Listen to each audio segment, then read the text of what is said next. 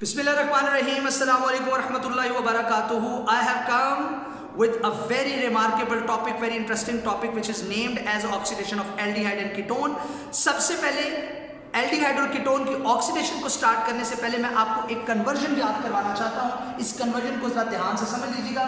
अगर आपके पास अल्कोहल है और आप उसकी ऑक्सीडेशन करते हो तो अल्कोहल की ऑक्सीडेशन से हमेशा कार्बोनाइल कंपाउंड बनते हैं. और अगर आपके पास कार्बोनाइल कंपाउंड और आप उसकी ऑक्सीडेशन करते हो तो कार्बोनाइल कंपाउंड की ऑक्सीडेशन से हमेशा कार्बोऑक्सैलिक एसिड बनता है. ये बात आपने याद रखनी है. When we are performing oxidation of alcohol then we will have carbonyl compound, and when we are going to oxidize carbonyl compound then we will have carboxylic acid. उसके बाद जो नेक्स्ट चीज है वो ये है कि अगर आपने अल्कोहल की ऑक्सीडेशन करनी है, कार्बोनाइल कंपाउंड में कन्वर्ट करना है उसे, या कार्बोनाइल कंपाउंड की ऑक्सीडेशन करनी है आपने उसको कार्बोक्सिलिक एसिड में कन्वर्ट करना है, तो जाहिर सी बात है you are in need of oxidising agent. आपको क्या चाहिए होता है? ऑक्सीडाइजिंग एजेंट चाहिए होता है जी. तो ऑक्सीडाइजिंग एजेंट जो हम यूज कर सकते हैं वो दो तरह के होते हैं. एक को हम बोलते हैं माइल्ड ऑक्सीडाइजिंग एजेंट, एक को हम बोलते हैं स्ट्रॉन्ग ऑक्सीडाइजिंग एजेंट. तो first of all we will discuss about the mild oxidising agent. What is meant by mild oxidising agent?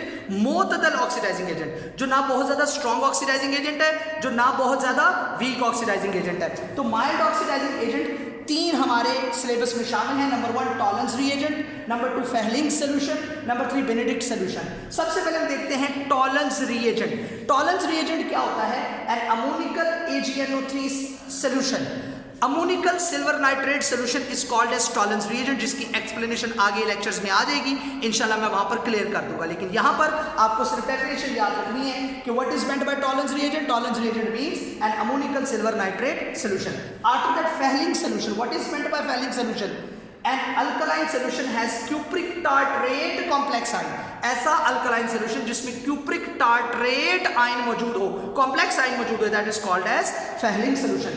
After that Benedict solution. What is meant by Benedict solution? An alkaline solution has cupric citrate complex ion. जी, अगर किसी alkaline solution में cupric citrate complex ion मौजूद हो तो that is called as Benedict solution. उसके बाद ये थे हमारे पास माइल्ड ऑक्सीडाइजिंग एजेंट. तीन तरह के ऑक्सीडाइजिंग एजेंट मैंने बताया जो कि माइल्ड है. सबसे पहले हमने बताया टॉलेंस रिएजेंट, फिर हमने बताया फेहलिंग सोल्यूशन, फिर हमने बता दिया Benedict solution. After that we are going to discuss strong oxidising agent. जी बच्चों, स्ट्रॉन्ग ऑक्सीडाइजिंग एजेंट ऐसा ऑक्सीडाइजिंग एजेंट जो बहुत तेजी के साथ ऑक्सीडेशन कर सकता है, बहुत स्ट्रॉन्ग है. सबसे पहले एसिडिफाइड पोटेशियम डाइक्रोमेट. ये ऑरेंज कलर्ड सोल्यूशन होता है और ये कैसे बनता है? जब आपके पास पोटेशियम डाइक्रोमेट हो K2Cr2O7 और आप उसमें चंद ड्रॉप्स डाल दें सल्फ्यूरिक एसिड के, तो आपके पास ऑरेंज कलर्ड सोल्यूशन बनता है which is acidified potassium dichromate solution. It is a very strong oxidising agent. After that acidified KMnO4 solution. What is acidified KMnO4 solution? जब आप KMnO4 के अंदर सल्फ्यूरिक एसिड के चंद ड्रॉप्स शामिल कर दें तो that will have a pink color and that pink colored solution is called as acidified KMnO4 solution. After that concentrated nitric acid. जी, अब जरा आप देखिए हमारे पास यहां पर मौजूद है फॉर्मेल्डिहाइड. आप देख रहे हैं फॉर्मेल्डिहाइड में कार्बन डबल बॉन्ड ऑक्सीजन की दोनों तरफ में हाइड्रोजन मौजूद है और हम यहाँ पर एक माइल्ड ऑक्सीडाइजिंग एजेंट यूज कर रहे हैं. ये माइल्ड ऑक्सीडाइजिंग एजेंट क्या करेगा? ये कार्बन और हाइड्रोजन के दरमियान जो सिंगल बॉन्ड है इसको ब्रेक कर देगा और कार्बन और ऑक्सीजन के दरमियान बॉन्ड डेवलप होगा. यानी ये mild oxidising agent nascent oxygen provide करेगा और इस बॉन्ड को तोड़ देगा. जब कार्बन हाइड्रोजन के दरमियान बॉन्ड ब्रेक होगा तो कार्बन और ऑक्सीजन के दरमियान बॉन्ड बन जाएगा जैसे कि यहाँ पर बना हुआ है. और ये जो हाइड्रोजन जो पॉजिटिव आयन बन के उतरा था ये इस ऑक्सीजन में इलेक्ट्रॉन एफिशिएंसी की वजह से इसके साथ अटैच हो जाएगा.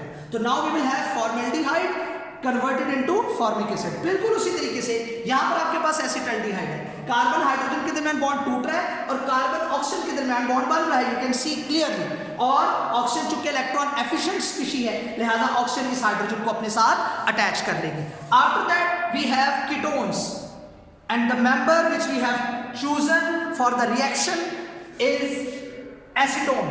हमारे पास this is the availability of acetone, but acetone cannot be getting oxidized by mild oxidizing agent. We need a strong oxidizing agent to convert it into the carboxylic acid. But the problem is हम लोग mild oxidising agent से ketone की क्यों नहीं oxidation कर सकते? The reason is we need to break carbon carbon bond. हमें carbon carbon bond को तोड़ना पड़ता है, which is non polar as far as it is going to be compared with the carbon hydrogen bond। आप देखो यहां पर carbon hydrogen के दरमियान बॉन्ड है, that is a single covalent bond, but this is polar।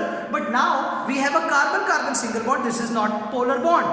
अगर ये polar bond नहीं है तो इसका मतलब ये है कि इसको तोड़ना जरा मुश्किल काम है। तो भाई स्ट्रॉन्ग ऑक्सीडाइजिंग एजेंट की मौजूदगी में ही कीटोन कन्वर्ट हो सकेगा कार्बोक्सिलिक एसिड में। अब अगर हम इन तीनों रिएक्शंस में इन तीनों कंपोनेंट्स की रिएक्टिविटी की बात करें as far as oxidation is concern, तो oxidation of formaldehyde is greater than oxidation of acetaldehyde and oxidation of acetone. After that मैंने एक लाइन यहां पर लिखी है, वो मैं आपकी खिदमत आलिया में पेश करना चाहता हूं जी।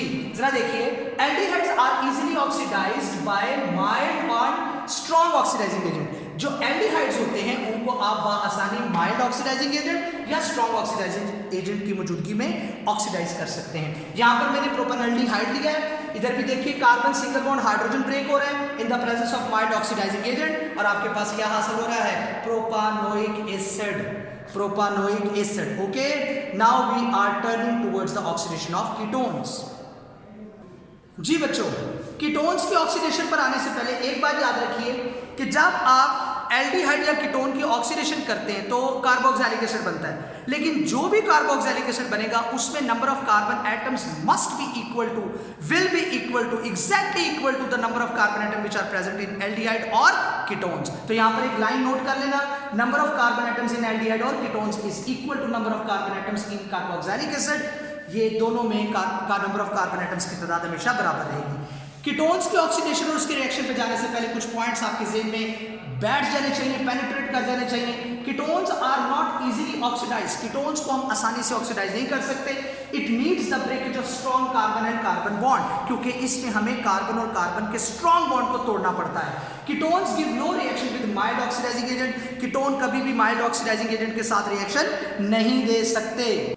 And last but not least, these give reactions with strong oxidizing agent। लेकिन एक बात याद रखना, जब आप कीटोन की ऑक्सीडेशन कर रहे होगे तो स्ट्रॉन्ग ऑक्सीडाइजिंग एजेंट तो आपको चाहिए ही है, लेकिन इसके साथ साथ आपको हाई टेम्परेचर भी चाहिए, तब जाकर कीटोन की ऑक्सीडेशन हो सकेगी। इंशाल्लाह नेक्स्ट वीडियो में हम लोग डिस्कस करेंगे कीटोन की oxidation with the reference of the examples and reactions.